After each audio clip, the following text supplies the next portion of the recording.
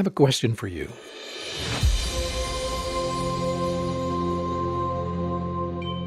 Who's going to pay back all these loans that have been designed to make us complacent?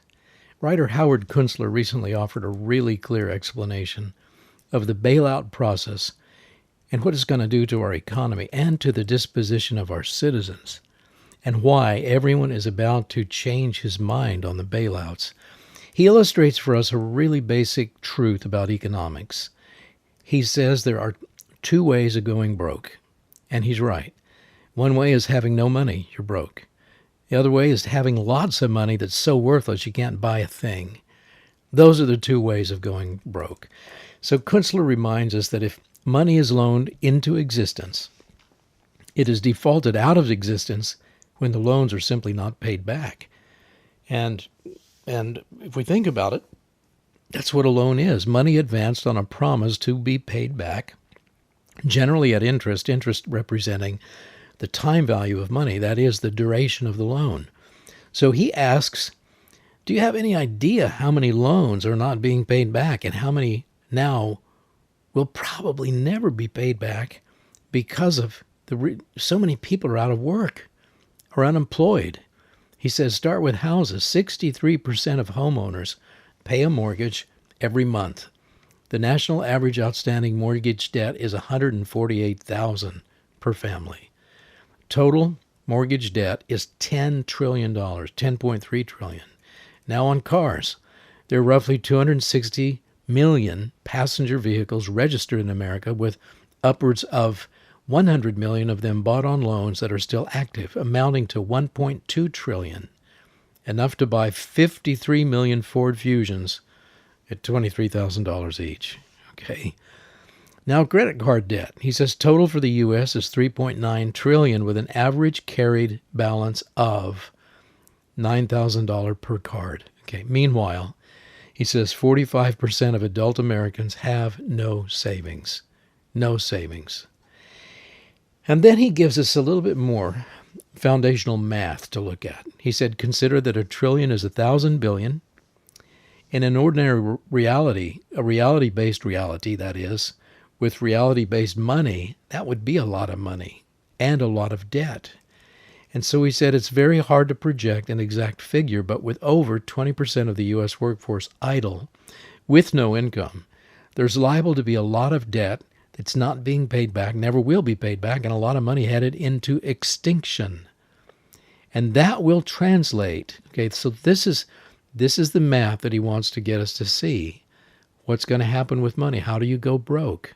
He says that will translate into a lot of people with no money until all that money they owed is finished not being paid back, and the new money that the Fed is busy creating with no relationship to the production of things of value, that overcomes the old money that's finished disappearing, he says. Okay, did you follow all that? He says then Americans will have plenty of money when the Fed is, just cranking it out. The catch is that the money will be worthless. And thus, he reminds us the two ways of going broke: having no money or having lots of money that's so worthless you can't buy a thing with it. So when the money's gone, so are people's hopes and dreams of a decent life. Kunstler then gets to the meaning of all this, which is more than just doing math and coming up with a bunch of zeros. He says, and this is really true, and based on history, based on everything we know about previous nations and what has happened to them, he says we're creating a nation and a system that has come to be based on broken promises. It's a nation that's led by dishonest people who made those promises. And that's what the restless public will take away from this morass of statistics. The discord will rapidly leave the statistical frame and take hold in the emotional frame, and that frame will feature entirely negative emotion. So what he's saying is that, we can see these numbers that I've just read. There's statistics, and there's going to be discord.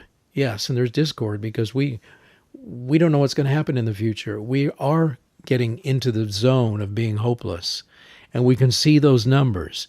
But he says there's a new frame that we're going to be seeing everything in, and that's the emotional frame.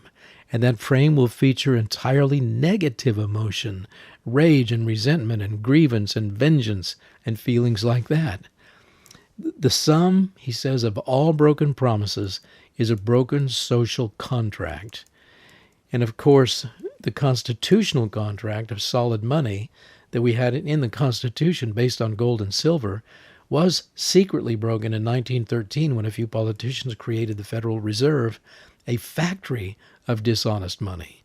Kunstler says the system and the people who run it become more and more fantastically and transparently dishonest, which is what they're doing.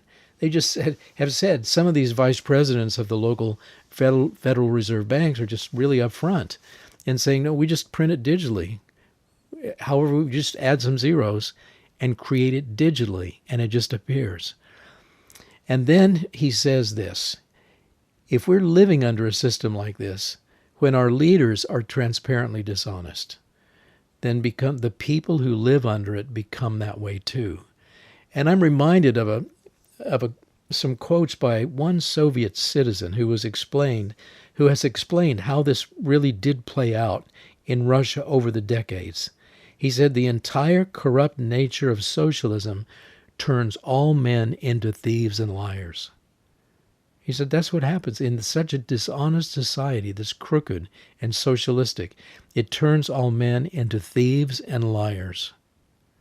Kunstler says without honest money, we cannot have an honest government or honest economy or even an honest people. And this is what's dangerous.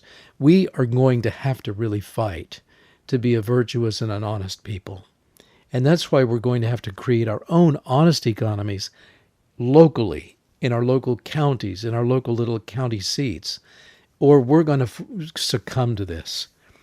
This then becomes, says Kunstler, the perfect setup for a Hegelian state, one that's been described by Georg Hegel. And it may be that this is what the elites want even more than your wealth. They really want to set up the stage for really cracking down with a Hegelian state. Maybe what do they want? Do they really want your wealth? Do they really want to transfer your wealth to them? Maybe they want your composure. Maybe they want you to blow your stack. Maybe they want you to yield to your anger and rage and grievances, and like he was talking about earlier, and then hit the streets as a rioter so that they can crack down even harder, because Hegelian states can do that. Now, I'm going to attempt to define that term in the video that I make about the 2 ways to run a nation. You can watch for it on the channel Stand Up and Lead. If you like content like this, please consider subscribing. If you know others who would benefit from this material, please share it with them. To connect with us directly, please visit jeffreybotkin.com and send any questions or thoughts that you might have to questions@jeffreybotkin.com.